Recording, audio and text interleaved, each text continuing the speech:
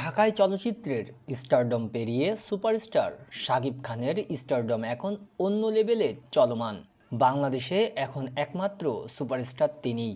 সময়ের সঙ্গে সঙ্গে পরিণত হয়ে ওঠা তার অভিনয় শৈলী আর ক্যারিশমাটিক পর্দা উপস্থিতি এক কথায় তুলনাহীন। এই ঈদে মুক্তি পেতে যাচ্ছে শাকিব খান অভিনীত বরবাদ ছবিটি। এই ছবির মুক্তি পাওয়া টিজারে শাকিব খানের একই সঙ্গে ভয়ঙ্কর আর আকর্ষণীয় লুক নজর কাড়ছে সকলের। সেই সঙ্গে এই টিজারে এক মায়াময় সুন্দরীকেও এক ঝলক দেখা গেছে।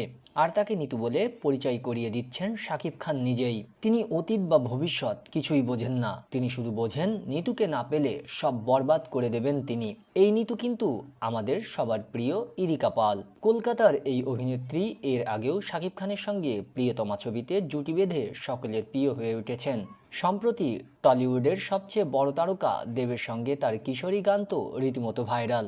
সুন্দরী ইরিকা তার মায়াময় মুখশ্রী আর পরিমিত আবেদনে আকর্ষণীয় হয়ে উঠেছেন দিন দিন।